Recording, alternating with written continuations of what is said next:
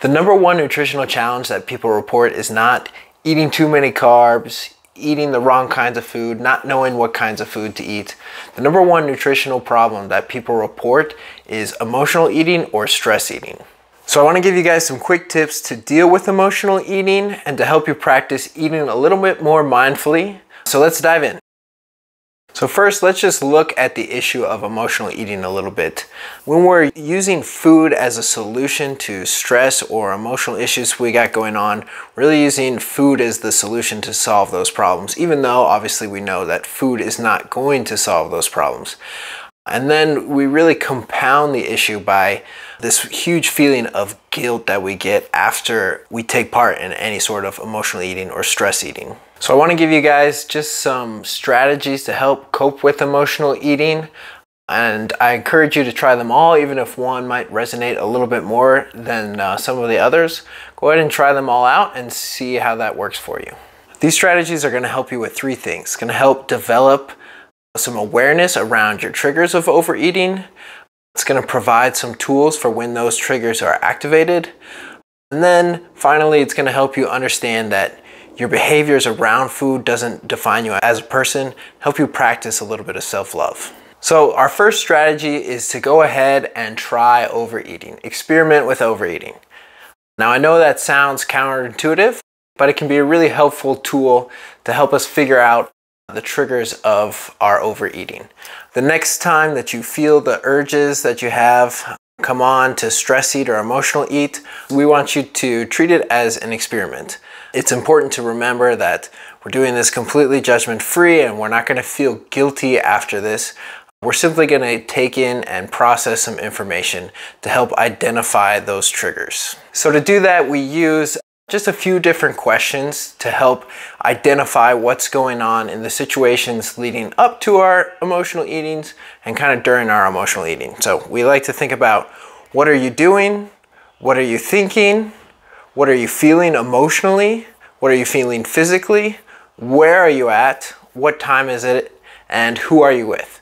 So we look at those few questions and we try to do that, look maybe an hour or two before your emotional eating, and then look at kind of the moment of your emotional eating, and then finally we'll look at directly after we've kind of taken part in that emotional eating.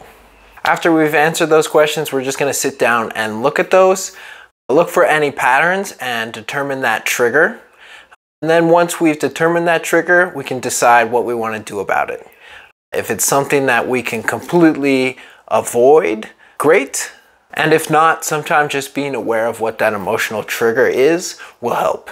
And that takes us into strategy number 2, which is just developing some tools to help when those triggers are activated. Now these tools are fairly simple, but they do take a little bit of practice. Think about which one resonates the most with you, which one will be the easiest for you to implement, and then let's get started on trying that. The first one we're going to do is, if you don't buy it, you can't eat it. And this solution works great for me. I have a huge sweet tooth. If I buy anything sweet, I will sit down and just eat the whole thing. So ice cream, if I buy a tub of ice cream, there's no way I'm taking just a few bites of that. I'm going to sit down and eat the whole thing. It's not that I completely restrict myself from eating ice cream, but what I do practice is, if I don't buy it at the grocery store, then I'm not going to just sit at home and eat that when things get emotional or I get those triggers. And the same thing can work for you. If we don't have the foods that we like to go to, our go-to foods for when those triggers are activated, we can't eat it. And then building on that, a lot of times our go-tos for emotional eating are really simple snacks, right? Something that's easily accessible. So the second strategy is just buying foods that require some level of cooking. And this will help, one, just get you a little bit more mindful about what's going on, but two, kind of provide a little bit of buffer there between the emotion and the eating. And so that turns into a little bit less of a coping mechanism, right?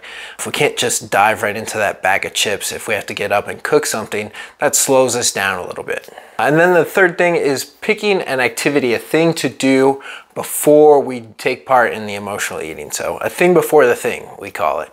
Really a simple activity like doing 50 push-ups, chugging 2 glasses of water, taking a lap around the house. Something simple that's going to take our mind off of that initial craving. Again, we're trying to just build a buffer between that emotion and then the emotional response, the coping mechanism that we're using, which is overeating. Building a buffer in between there, again, picking an activity before the activity. Now, I know those tools sound great, but you're probably thinking to yourself, yeah, but I'm never gonna do that. I'm just gonna go straight to that bag of chips or whatever it is for you. First, go ahead and write out which tool you're gonna use, put it on a sticky note, stick it to whatever food you're using kind of as your coping mechanism. Stick it right on there. You're gonna see it when you go to it. You're gonna be reminded of it, and it's gonna make it easier for you to practice. Also, like I mentioned before, pick which tool you think is gonna be the easiest for you to implement. We don't want this huge barrier that we have to get over to start practicing these. So pick whichever one sounds the easiest for you to start right away. And then just keep track of how often you used your tool. Like over the course of a day, if you had the urge to snack 4 times, maybe 2 of those times you used your tool to help overcome that. Maybe once you skipped that entirely and ended up overeating. And then maybe another time we took a look at the Nourish menu, decided that we were gonna eat our snack anyways, and kind of made a more mindful choice about that. So that helps us go back, look at our successes, look where we are struggling, and help create a plan to start overcoming that. And that takes us into the third strategy, which is practicing a little bit of self-compassion, a little bit of self-love when we do overeat. It's important to remember here that this is not an excuse to stress eat, but it's really to help remove some of that guilt that we might feel about stress eating.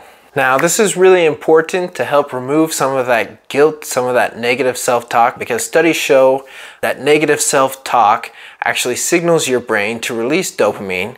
Dopamine is involved in habit forming and addictive pathways. So obviously that starts to create this cycle of negative self-talk, stress eating, we feel bad about it, we go back to stress eating, and we get stuck in this never-ending cycle. So again, we do want to remember that this isn't just a free pass to overeat. So it might look like just giving yourself a break, not giving yourself a permanent get out of jail free card to overeat. It's going to look like being honest and seeing the big picture of what's going on, what's causing these emotions, instead of just ignoring your problems. And it's going to look like being kind to yourself instead of completely letting yourself off the hook. So here's how to try that to yourself. Really 3 different things that we look at. First, mindfulness, right? We want to be aware of what we're doing, what we're thinking, what we're feeling, what we're experiencing. We talked about that. We want to think of common humanity, which is really just acknowledging that we're not alone. We're not the only person that's going through what we're going through. We're not the only person that's struggling with emotional eating. And then just some self-kindness. Being generous to yourself, decent to yourself, trying to curb some of that negative self-talk that we're dealing with. So just an example of what that might look like, right? Mindfulness, right? Starting to realize what our feelings, right? I'm feeling anxious about being cooped up in the house, about this big meeting I have coming up, about this big decision that I have to make. And man, those chips are really calling my name right now. And then the common humanity, thinking, all right, that's okay. Lots of people have a hard time saying no to chips. It's gonna be okay. That self-kindness, take a deep breath.